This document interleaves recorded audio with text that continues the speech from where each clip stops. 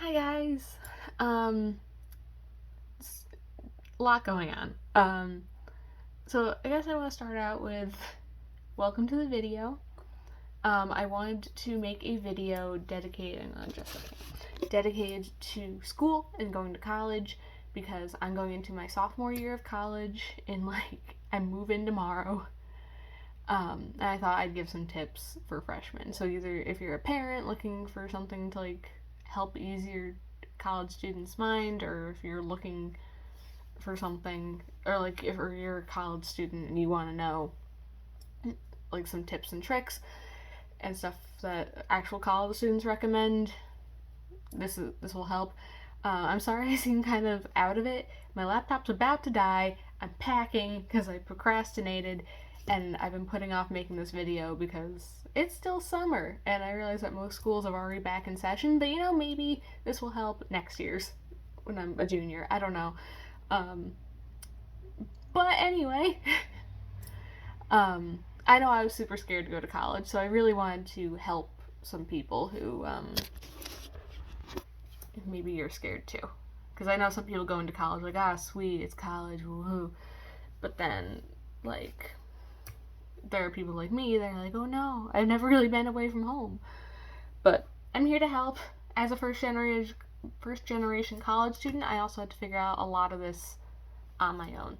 Because unfortunately, as much as my parents do help me as much as they can, there's some stuff that's just so uniquely college based that they really can't help, and I had to figure it out. So yeah. So if you're an incoming freshman scrambling for help, or a parent that wants to help their child, I hope this helps. And if you see me kind of looking off the sides, because my script is there and I don't remember anything. So I guess I'd start with some frequently asked questions I found on the internet. And one being, should I buy all of my textbooks as soon as possible? I say no, just because I've gotten 5 emails just in the past few days from my school saying order your textbooks for your courses. But I learned the hard way twice for both semesters that don't buy all your textbooks the second the list is available through the bookstore. Wait till you go to your first class, because they will tell you what book you need, because sometimes it's not the right book. And sometimes teachers will tell you, hey, you don't need the book, or the book that's listed there is wrong. Some books require a special code, so you need to know that before you buy a used book and then find out that you can't use it for class. And some teachers might even be like, hey, textbooks are expensive, here's a way to get it cheaper. So that's good. And like I said with the code, sometimes you only need the code, and usually campus bookstores can send you or will sell you just the code, because why spend $200 on something that you can just spend $80 on to get the code to do your homework and access the book online? Why would you pay for all this extra stuff? Because I did this with my Spanish class where I ordered the new textbook, didn't realize it needed a code, so I had to go in and purchase the code again. And then when the textbook came, it didn't have the code in it, so I had to contact the company anyway and be like, hey, where's this thing I paid for? It was a whole mess. Just wait till your first class. The teacher will explain everything to you, and that way you can make sure you're getting the right thing. I even had an English course where even though we were told to get the book, the teacher still uploaded everything on Blackboard, so you could read the books and annotate them on your computer. So sometimes teachers will do that. I had an art course where she said she was required to assign this certain textbook, but then said, we're never going to use it because I don't like that book and I already have all my lessons planned. So, again, I wish I had known that. I wouldn't have paid for online access to a book that I never even looked at. And I wish I had waited to pay for books until I was given information. It would have saved so much money. And also with your books, you should wait to see if the bookstore will let you rent them. Because, hey, if it's something that's not related to your major, or you're not super interested in the course, then you don't need to buy a brand new book. Or you can either buy a used one or rent a used one. If you're taking a geology course and you're a business major, just for your general requirements, you don't need to buy a book on rocks. You can rent it. However, I do recommend, if that's what your plan is, to do it as soon as you know what book you need, go to the bookstore and do it, because rentals and stuff run out fast. And some bookstores will buy back your textbooks at the end of the semester, which is good. So if you did buy it and decide that you don't need it or don't want it, sometimes they'll buy it back, but don't count on it, because I brought a computer textbook back and they weren't buying that book back for that course anymore. So I'm now stuck with a coding textbook. So that's fun. Next question. Should I do all of my general education requirements first? And yes and no. I do recommend starting your major classes as soon as you can. That way, if you don't like that major, you can at least find out that you don't like it sooner in your college career, so you can change it and you don't have to do extra time for school. However, taking most of your general education courses will help you in check things off the list, and since a lot of these general education requirements make you take a bunch of different courses, you might find something you like more than your major and decide, hey, no, this is what I want to do. When building your schedule, your school should be providing some sort of advisor or counselor that you can talk to make sure you're on the right track. I would recommend talking to them when you have a rough idea for a schedule. That way they can be like, okay, yes, but you need to take this class this semester. Like, I wouldn't have known that, hey, spring semester, you need to take a class, like the intro course for your major to make sure you get into the major. I didn't know that. My advisor told me. Thank goodness, you know? And, you know, you also need to know when you need certain classes done by. Like, prerequisites, like, okay, yeah, no, this general education requirement, you need it for your major, so you need to do it as soon as you can. Or for me, I have to get all of my classes done for my major before the spring of my senior year, because there's an internship that they have us do. And you have to have all those courses done because they want to send out people who are as close to professional as they can send. But it's good to take a lot of your general classes anyway. And what if you're not sure about your major? That's the beauty of those general education courses, again, that you can try different things. You may be surprised with how many majors there are that you might not have considered. Like, maybe going into college, you're like only thinking of like the big ones, and then there are some super specific niche ones that doesn't mean there's no jobs, it's just that nobody thinks of it, and so those are really great majors to be in. What shouldn't you bring to college? Well, that depends on your school. Most schools will have a list on their website or send you a list prior to move-in of things that are banned from campus. However, there are some things that are kind of universal. No weapons, you shouldn't be bringing your own furniture. They provide beds. If you're moving into an on-campus apartment, there's usually furniture already in there, like couches, chairs, desks, don't worry about it. Certain electronics you shouldn't be bringing because it could short out the system, I don't know. It's a fire hazard.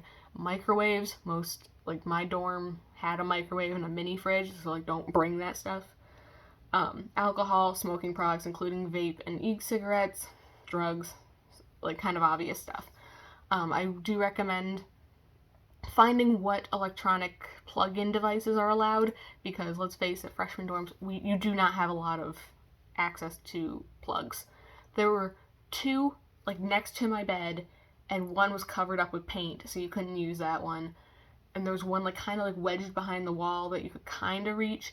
There aren't many outlets, so you shouldn't be bringing a bunch of electronics anyway, because you're going to need that for like a lamp or chargers and stuff. So don't waste your time and don't waste your money buying like Keurigs and all these cool things when you're not going to use them. And will I be able to work on my major classes right away? Probably not. I wasn't able to start taking classes in my major till the spring of my freshman year. You're probably not going to start out in the fall with a class related to your major. However, I do recommend speaking to your academic counselor or advisor if you have one available to you, and they can tell you when you need to start and like how soon you can start. I recommend having a flexible plan, and I'm going to talk about that in tips with making your schedule. Having a flexible plan. What if you struggle with your classes? It'll be okay. Don't worry. Sometimes the cost of college includes all your resources. Like, so my school has Office of Academic Success, or Academic Success Center.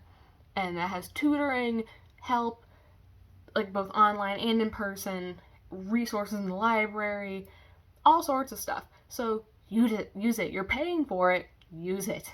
Also, I recommend talking to your professors and utilizing office hours. I know it probably sounds scary, but these people are experts, and that's kind of what the office hours are there for. But if you're going to office hours, you need to know what you're asking them. Don't be like, oh, I just don't know what's going on in class, because they're just going to be like, okay, so get a different class.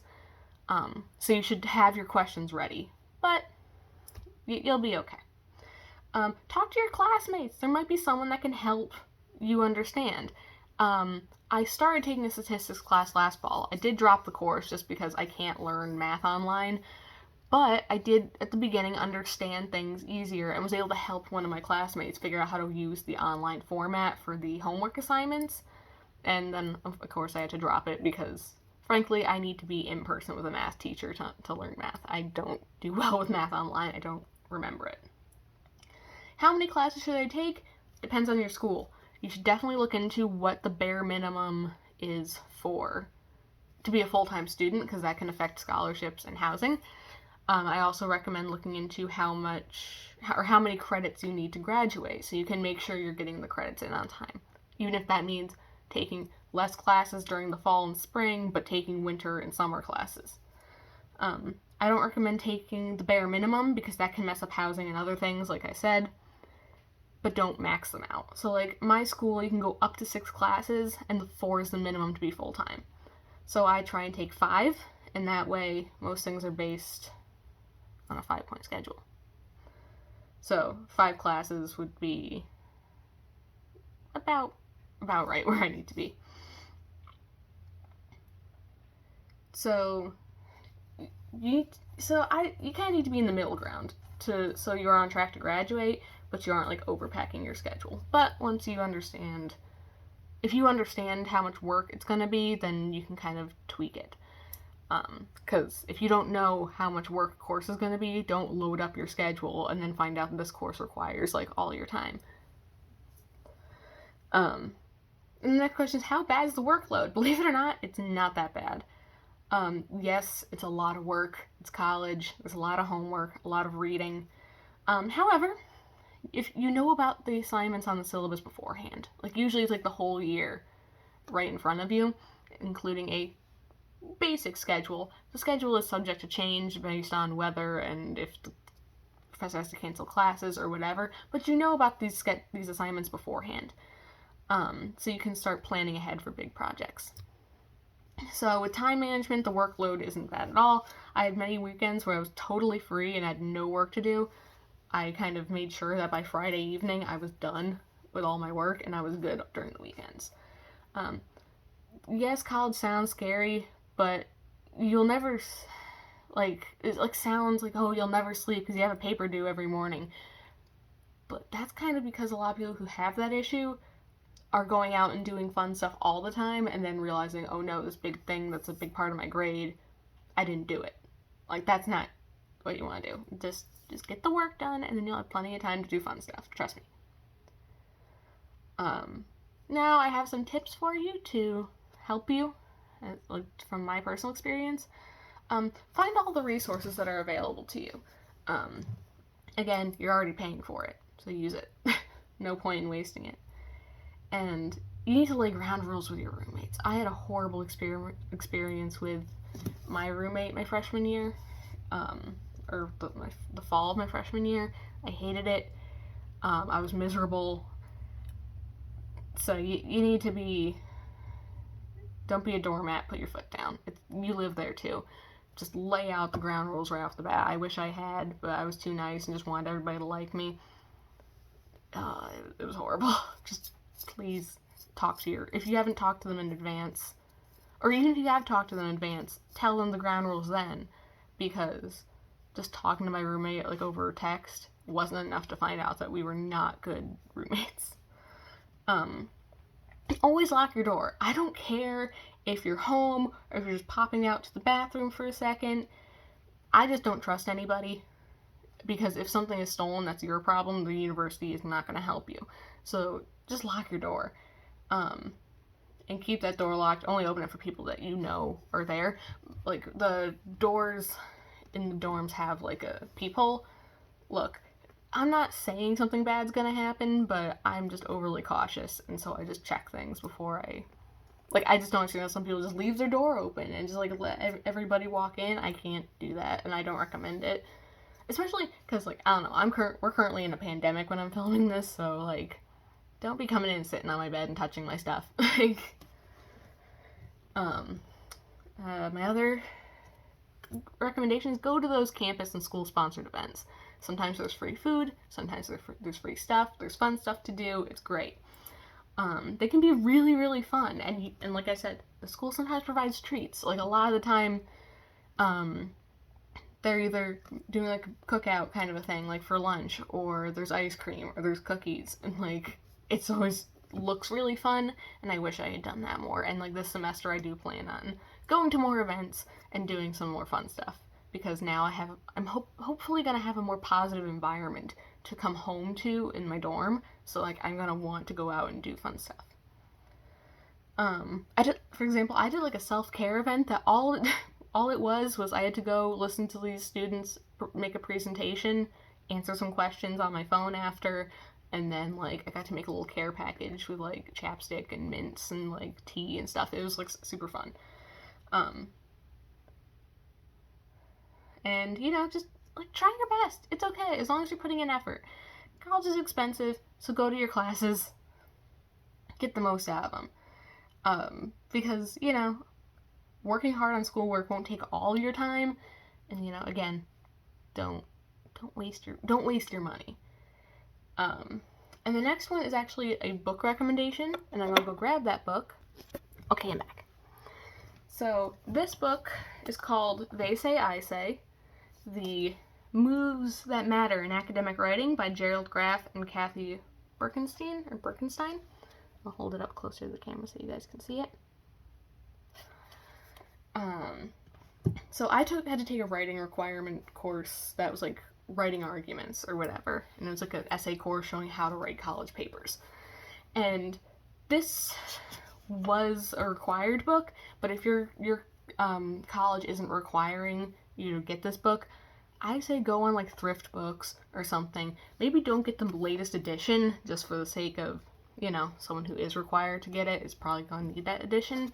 But, like, any of them work, and I definitely recommend it. It's basically, it'll help you understand how to use quotes in your college papers. It doesn't talk about, like, citation methods necessarily, but it will talk about, like, how to work it into your essay, and it kind of helps you learn how to write good college essays. But it's a very quick read. Like, we only read it for the first few in school, like, in class, but I still, like, annotated everything. That's not my drawing, that's the book's drawing, but, like, it was good. It's not that long, and again, it's really helpful, so can't hurt. The next one I didn't actually write down, so I'm just gonna close up my computer because I don't need it anymore. The next one's about schedules. I definitely recommend having sample ones, or, like, backup schedules. So basically, when you make your schedule for school, like, when you're planning to, like, register for your courses, have a schedule in front of you that you've made, so then you know that, one, you're not making any conflicting schedule choices, you know? Like, you're not picking two classes that you didn't realize were at the exact same time. Oh, there was a spider, and now I don't see it. Uh-oh. Great. But anyway, yeah, you need to make sure that you have, like, a sample one where you have, like, the class name, like, the code that you need to put in to register for it, and you have all those ready. I also recommend having 2 backup ones, which I know sounds crazy. The second schedule should be classes that you want to take that, like, if you can't get into, like, the first schedule classes, you're happy with those choices as well.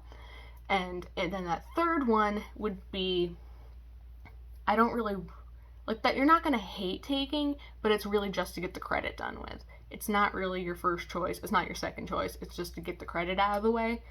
and that way you have backups instead of when you go to register for classes being told, oh no, 3 of those classes you want are full already, pick something else, and now you have to try and think on your feet. Just trust me, it's better to have backup ones. And I definitely recommend looking up your professors before you register for your classes once you get that choice. Like, I looked up a professor I was gonna take, and the reviews on Rate My Professor was horrible. And so I decided that, I'm not gonna take that class. And so I picked a different course that I'm not super excited about, but it gets the credit done, and that teacher had good reviews. Simple. But if you do use Rate My Professor, take it with a grain of salt, because I did have that stats teacher that I'm taking again in the fall. She didn't have great reviews, but she seemed like a nice lady. It was more of a, if you're not willing to put in the work, she's not going to work with you. But as long as you're trying, most professors are willing to help you.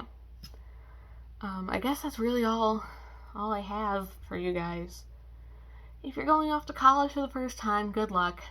I can't necessarily say it gets easier, because I'm, again, procrastinating packing to leave tomorrow, and I get choked up thinking of leaving my family, because, again, I spent my whole life a very tight-knit family, and now I go off and do my own thing.